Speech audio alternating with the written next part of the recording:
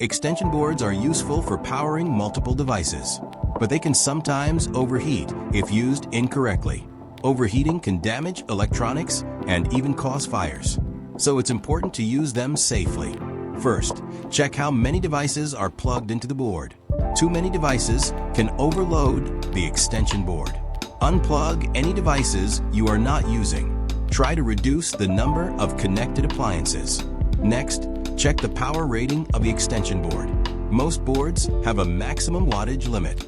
Exceeding this limit can cause overheating. High-power devices should not use extension boards.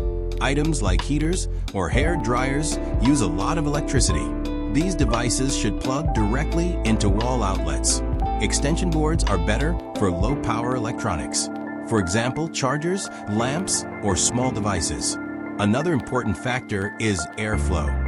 Never place extension boards under carpets or rugs. Heat can build up without proper ventilation. Place the board on an open surface instead. Keep the surrounding area clear.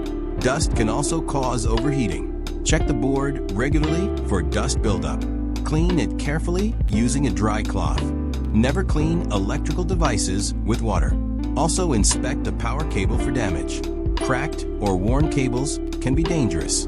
If you see damage, replace the extension board. Do not continue using a faulty power strip. Another good option is using surge protectors.